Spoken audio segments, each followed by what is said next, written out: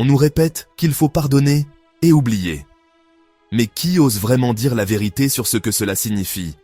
Et surtout, sur ce que cela peut coûter? Cette vidéo est pour ceux qui veulent guérir sans perdre la mémoire et sans le fardeau de ceux qui veulent les faire culpabiliser.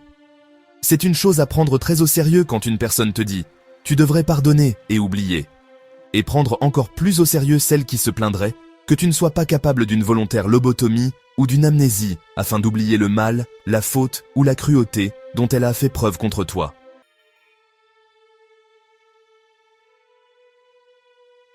Bienvenue sur Principe de base, l'espace où la vérité dérange parfois, mais libère toujours.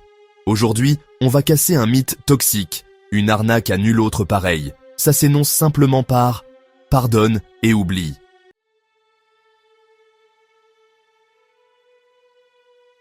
Si tu as déjà souffert d'une trahison, d'un mensonge ou d'un abus, ce message va résonner fort en toi. Si ce n'est pas encore fait, abonne-toi à la chaîne.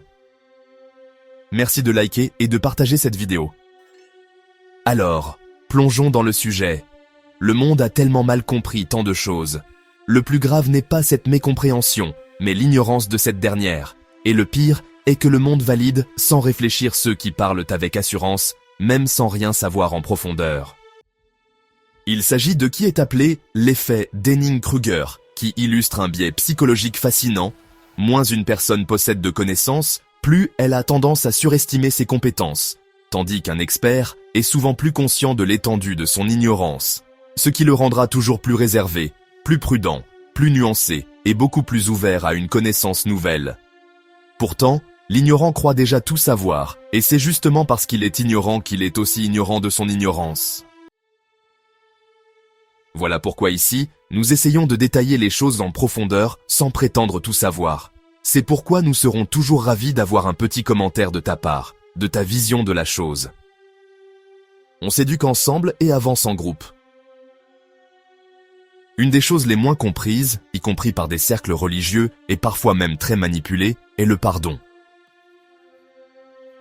Étymologiquement, pardon est emprunté du latin perdonare, de même sens, composé de deux éléments, de per et de donar.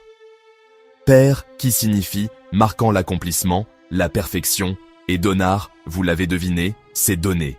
Donc il s'agit de donner, faire remise de. Remettre une faute, une offense, n'est rien d'autre que n'en garder aucun ressentiment, renoncer à la châtier ou à en tirer vengeance. C'est ne plus vouloir infliger à l'autre la douleur qu'il t'a causée. Pardonner, ce n'est pas effacer. Ce n'est surtout pas faire comme si de rien n'était. C'est un acte de puissance intérieure, pas une faiblesse. C'est se libérer du poids du mal reçu, pour ne plus vivre en otage du passé. Alors voici l'arnaque face à laquelle il ne faut jamais détourner le regard. Quand quelqu'un qui t'a offensé, causé du tort, vient demander pardon. Par exemple, une personne qui t'a volé quelque chose à un moment donné, qui vient demander pardon et avoue son vol et restitue. Ou une personne qui a menti vient avouer son mensonge et t'avouer finalement toute la vérité avec exactitude et une transparence totale, sans rien cacher sur ses motivations ou sur les faits, tout ceci sans avoir été prise, sans que sa faute ait été exposée. Alors que tu ignorais tout. Voilà une personne qui doit être traitée différemment de celle qui avoue parce qu'elle a été prise la main dans le sac, ou qui reconnaît son erreur parce que son mensonge ou sa forfaiture a finalement été découverte et exposée. Et c'est dos au mur qu'elle doit avouer, parce qu'elle n'a plus le choix, ou par peur des conséquences, ou pour espérer adoucir son châtiment, comme un criminel dont la peine est atténuée, parce qu'il a reconnu les faits et coopéré. Cette personne qui demande pardon dans cette posture dos au mur ne le fait pas parce qu'elle regrette, comme la première qui est venue d'elle-même faire des aveux volontairement, et s'en trouve mal de t'avoir fait ce mal, mais simplement parce qu'elle y est forcée. Et ses larmes et sa demande de pardon ne viennent pas de la peine qu'elle t'a faite et de ce que tu as dû souffrir par sa faute. Mais tout ça ne vient que du regret de s'être fait prendre la main dans le sac et du fait d'avoir été exposée au grand jour. Parce que si elle n'avait pas été prise ou exposée, la demande de pardon n'aurait sûrement pas existé parce que tu n'aurais peut-être jamais connu la vérité jusqu'à ta mort. Alors pourquoi il faut prendre au sérieux cette phrase « il faut pardonner et oublier ». Le très célèbre Machiavel, dont le nom est même attribué à un adjectif portant une connotation pas du tout vertueuse mais néanmoins fausse, était pourtant pour le pardon, mais nuancé sur ce que les gens entendent par oublier. Qui ne le voudrait pas? Parce qu'avant tout le pardon, c'est pour toi. Comme défini, le pardon est la remise de l'offense, le renoncement à tirer vengeance. Un proverbe chinois dit « Si tu pars en quête de vengeance, creuse de tombe », ce qui signifie que la vengeance nous consume autant que celui à qui elle est destinée. Parce que tu ne tueras pas seulement ton ennemi, toi-même tu es déjà mort, car la lumière qui brille en toi est déjà atteinte. Tu es aussi vaincu, car celui qui t'a causé du tort et fait mal aura réussi à t'enchaîner dans la prison de la haine et du ressentiment. Et tu finis par t'y accrocher, et même à aimer ce sentiment, et même à le trouver utile ou nécessaire. Et pourtant, c'est comme boire du poison, et espérer que ce soit ton ennemi qui en meure. Quand tu relâches la personne qui t'a offensé, tu le livres à elle-même, et son plus cruel juge, sa conscience. Un grand adage dit « Le meilleur des oreillers est la conscience tranquille ». Ne pas se venger, renoncer au ressentiment, se libérer du fardeau de ce mal qu'on t'a fait. Voilà le pardon. Louis B. Smeds a dit « Pardonner, c'est libérer un prisonnier et découvrir que ce prisonnier, c'était vous. » Quant à l'oubli, c'est là qu'intervient l'arnaque. L'escroquerie est subtile, mais bien réelle. Machiavel était contre l'oubli absolu. Il est crucial d'éviter le souvenir émotionnel, c'est-à-dire se laisser submerger par les sentiments négatifs liés à l'offense subie, la douleur du vol, l'amertume du mensonge, la blessure de la trahison, la peine du rejet, etc. Ce que Machiavel appelle le souvenir émotionnel est celui qui vient seulement rouvrir la blessure et te faire souffrir à nouveau. Parce que les neurosciences nous ont démontré que, quand on fait appel à un souvenir, le corps ne sait pas si c'est un phénomène actuel ou juste un effet de la mémoire. Alors, en appuyant sur ces mêmes boutons émotionnels, on active les mêmes hormones qui nous replongent dans le même état comme si on revivait encore ces choses. On peut ressentir cela avec une acuité et une précision incroyables.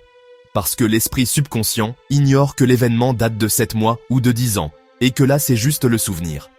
Les neurosciences le confirment. Ce souvenir réactive les émotions. Ton corps revit l'événement, même 10 ans plus tard. C'est pour cela que tu dois faire la différence entre le souvenir émotionnel, qui ravive la douleur inutilement, et le souvenir rationnel, qui devient un garde-fou, une leçon de vie. Tu n'es pas dur ni méchant quand tu gardes cette leçon. Tu es juste devenu plus lucide, plus sage et plus intelligent émotionnellement. Et c'est ça, la vraie force. Il nous faut un souvenir rationnel. Parce que, après le tort qu'une personne t'a fait et qui t'a fait souffrir, une conduite raisonnable serait de tout faire pour que cela ne se reproduise plus jamais, ou tout au moins tout faire pour réduire la probabilité de revivre cela. Et comment est-ce qu'on grandit sinon en se servant de ce qu'on sait au sujet de ce qui s'est passé? Au sujet du comment, du pourquoi l'autre nous a blessés, nous a trahis, nous a menti ou trompés.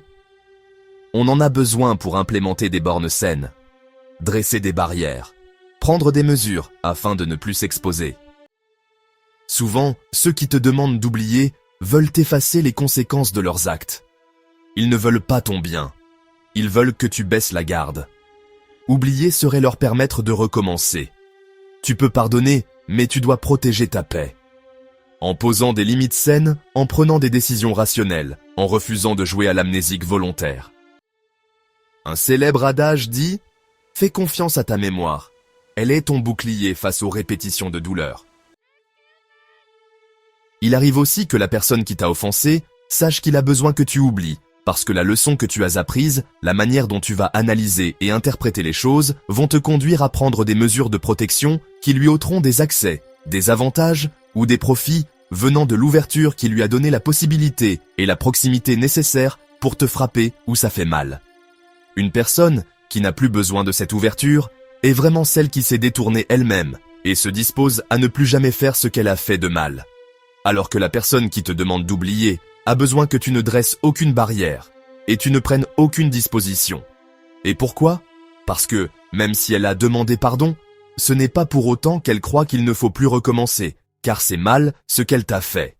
Il est alors très possible, et même certain, qu'elle soit en train de continuer à faire ce pourquoi elle demande pardon. Ou alors, qu'elle ait prévu de continuer à faire ce dont il est question. En fait, elle n'a jamais pris la ferme résolution de ne plus jamais te blesser de cette manière. Si elle se met à feindre ce regret et à présenter ses excuses de convenance sans consistance, c'est parce que ce qui compte pour elle est d'échapper aux responsabilités de ses choix, de ses actes ou de ses paroles. Et si elle te demande d'oublier, c'est parce que ce qui est important pour elle n'est que cette ouverture, qui ne doit pas être fermée à cause de ce qu'elle a fait de mal. Par exemple, une personne qui te demande pardon pour des mensonges, tout en sachant qu'elle ne t'a avoué qu'une infime partie de la vérité et caché la partie la plus grave. Sa demande de pardon n'est qu'une arnaque, parce qu'une demande de pardon sans changement, c'est de la manipulation. Elle continue, tranquillement, à se livrer à ce qui t'a fait mal, et même pire. Voilà pourquoi cette personne exige de toi l'oubli. Parce que cette personne a besoin de cette ouverture sans borne, ni frein, pour continuer. Parce que même si elle a demandé pardon, rien n'a changé dans le fond. Si par exemple, cette personne trompait son partenaire avec une collègue de bureau ou un ex-partenaire, même après l'aveu, il n'aurait aucun problème à continuer. Et s'ils avaient arrêté par éloignement quand la situation se représentera, ils feront pareil sans hésiter. Au fond de son âme, la personne a déjà prévu ou est tout au moins disposée à recommencer ou à continuer encore, en allant plus loin dans l'hypocrisie et les cachotteries. C'est donc pour ça qu'il lui faut ton oubli. C'est comme une personne qui t'a volé de l'argent, ta carte bancaire ou ta carte de crédit dans ton portefeuille, quand tu étais un peu distrait, mais qui revient chez toi et tu laisses encore ton portefeuille avec ton cash et tes cartes bancaires sur la table quand tu vas à la salle de bain. Cette fois, tu lui donnes même carrément ton code bancaire secret. Vous trouvez cela insensé, n'est-ce pas? Alors que c'est exactement ce que Machiavel dit, que nous sommes portés à faire et à refaire quand nous pensons qu'il faut oublier. Ainsi, nous faisant poignarder avec constance et répétition par cette personne et au même endroit où les anciennes blessures n'ont même pas encore cicatrisé. Parce que selon lui, cela revient à dire à la personne que te faire ce mal n'a aucune conséquence. Et qu'elle peut te faire du mal et même le refaire, te blesser et recommencer sans conséquence. Tu lui as donné le feu vert pour te détruire, sans jamais faire face à la moindre restriction ou limitation. N'avez-vous jamais constaté que ceux qui vous ont fait du mal à plusieurs reprises et qui ont recommencé à refaire la même chose pour laquelle ils ont demandé pardon, sont très exactement ceux à qui tu as pardonné, mais aussi, tu as fait la bêtise de les traiter comme si tu n'avais rien retenu du passé et que tu avais tout oublié? Voilà pourquoi celui qui t'a pris ton portefeuille doit être pardonné, parce que tu renonces à te venger ou à le punir, et peut-être même que tu ne lui demanderas pas de te rendre ce qu'il t'a pris. Mais tu ne dois plus jamais laisser ton portefeuille à sa portée, et peut-être même qu'il ne devrait plus entrer chez toi ou avoir ta confiance sans surveillance. Et Machiavel l'avait déjà compris quand il dit « Pardonne à ton ennemi, mais ne lui ôte jamais ta méfiance. » Alors, même après ce pardon, la personne qui t'a fait ce mal, qui t'a offensé ou blessé par un traitement inapproprié, redoute ce que vont lui coûter les leçons que tu as retenues, les ajustements qui vont en découler, et surtout les fermes décisions que tu vas prendre, parce qu'elles seront rationnelles et appropriées, pleines de sagesse et d'intelligence émotionnelle, complètement dénuées de tout apport émotionnel, parce que tu les as prises après une profonde réflexion et implémentées avec une inoxydable fermeté. La manière dont la dynamique de vos rapports sera bien affectée lui fera sûrement perdre certains avantages passés ou certains potentiels gains futurs. Et c'est pour ça qu'elle veut que tu oublies ce passé et agisses comme si rien ne s'était passé.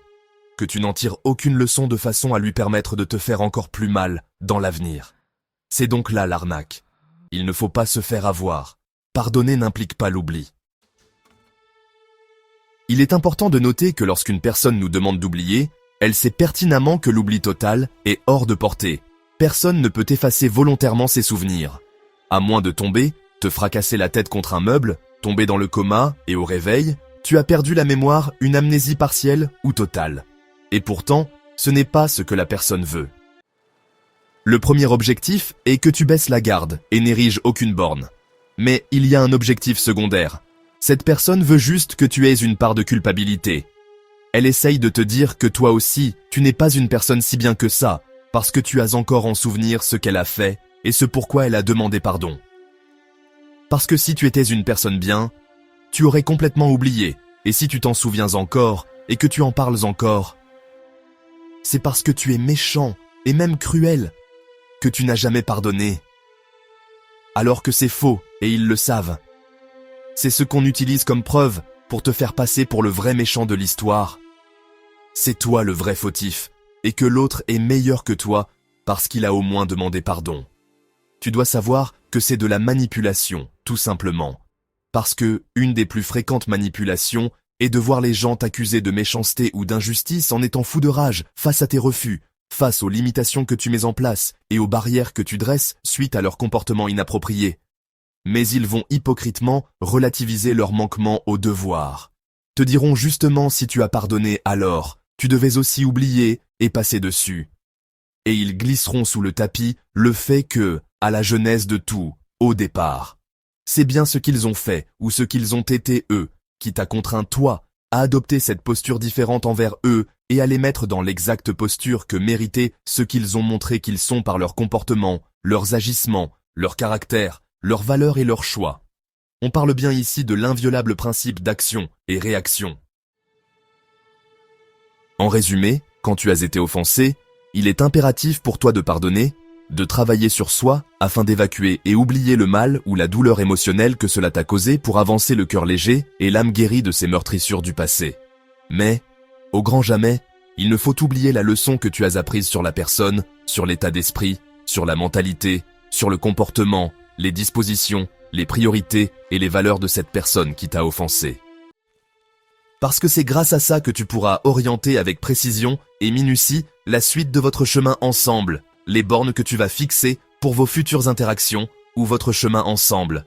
Ça ne doit pas être vu comme une punition et encore moins comme une vengeance, et la personne qui te dit que tu dois absolument tout oublier veut juste te manipuler et te pousser à culpabiliser.